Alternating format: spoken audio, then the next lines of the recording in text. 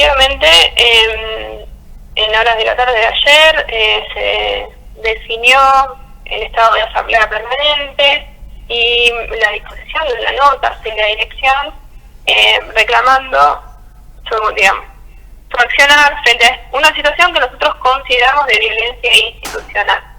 Y te cuento más o menos, la realidad es que la guardia o el servicio de emergencias se ve sobresaturada por la falta o el déficit de atención en otros sectores del hospital. Y como lógicamente es un servicio que funciona a las 24 horas, quien no consigue su respuesta termina en el servicio de emergencia. Como mencionabas, hay una suba de casos y eso lleva lógicamente al aumento de la demanda, ¿no?, de las consultas de casos respiratorios y además nuestras consultas habituales, desgraciadamente, que son los traumas que no cesan y con el calor también aumentan. Sí.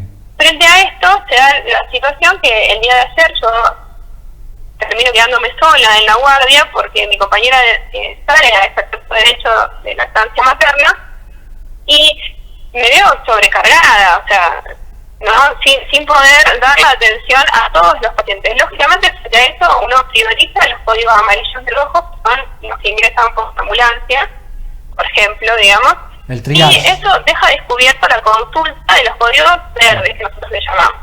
Sí.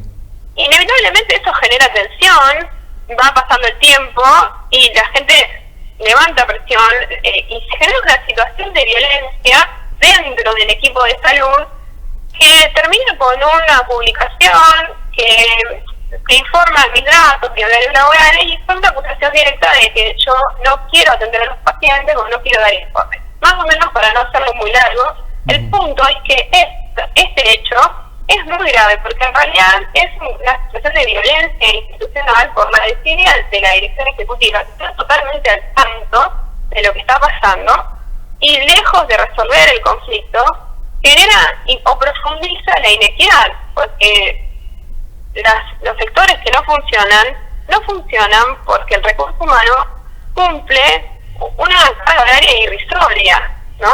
O sea, estamos hablando de 6 a 8 horas semanales, ¿no? Entonces, lógicamente que si durante esas horas no hay nadie, ese trabajo sobrecarga la emergencia. El problema es que a mí directamente me expone a una potencial situación de violencia externa, porque cualquier persona que considera que la médica de guardia no quiere atender, porque sencillamente no quiere, puede venir a agredirme, ¿no? Entonces es muy grave el hecho. Por eso lo planteamos lógicamente desde el gremio y ya presentamos la nota formal para que dirección trabaje sobre esto, ¿no? ¿Ha habido alguna respuesta de la dirección del hospital? La realidad es que no nos sorprende que no hay una respuesta oficial, pero sí hay llamados telefónicos tratando de generar más conflicto entre compañeros de guardia. Por ejemplo, se comunica con mi compañera quien había salido para plantearle que cuestionar, ¿no? En vez de ir a donde realmente tienen que ir. Es muy triste esta situación y es muy grave, ¿no? Es muy grave, porque se supone que son personas que deben gestionar el recurso humano, no generar mayores conflictos o exponer al recurso humano. Estamos acostumbrados nosotros, como ciudadanos de Junín, a las internas dentro del hospital. Ya lo sabemos, los gremios, las distintas direcciones que van cambiando según cambian los signos políticos, cosa que no debería suceder, pero bueno, sucede. ¿Y esto tendría algún condimento de ese tipo? La realidad es que no, o sea, de ningún tipo. La realidad es que no. De hecho, cuando la emergencia plantea la renuncia masiva hace unos meses atrás, estábamos en época preelectoral y nosotros fuimos siempre muy prolijos y no tomamos ninguna medida que complicara, digamos, algún tipo, o que la campaña en sí, digamos. O sea, nuestro reclamo era genuino, fue transparente, se viene trabajando desde ese momento con el ministerio, pero la realidad es que esto continúa. no hay ningún trasfondo, no tiene ningún tinte político, pero en lo absoluto, ¿no?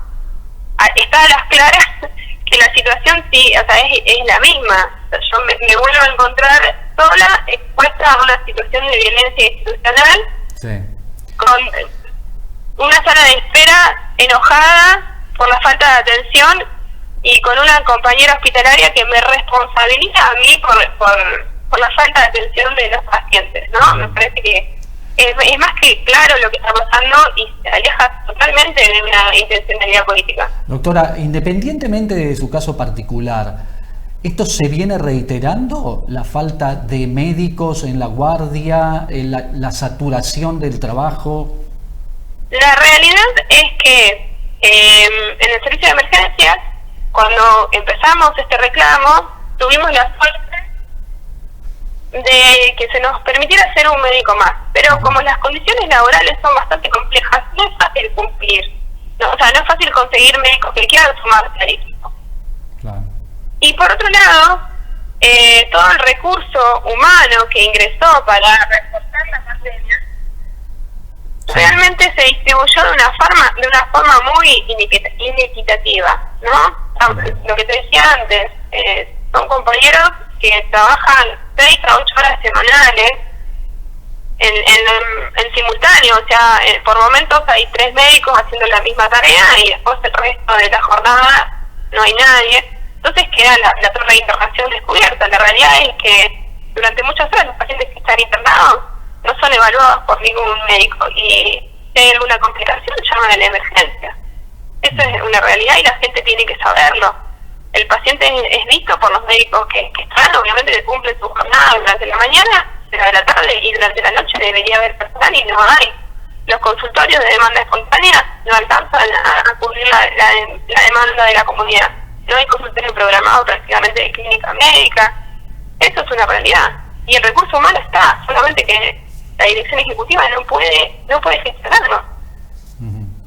Y desoye totalmente a los jefes de servicio designados por concurso. O sea, yo entiendo que quizás la comunidad está cansada de escuchar de conflictos dentro del hospital, pero es nuestra responsabilidad y es nuestra función como profesionales de la salud y en mi caso como secretaria general de CIPOP seguir planteándolo para que esto no pase. Porque sencillamente nosotros lo que pretendemos es tener condiciones dignas de trabajo y dedicarnos a lo que realmente nos apasiona, digamos, y es nuestro, atender pacientes, no estar peleando y discutiendo y generando una situación de estrés permanente.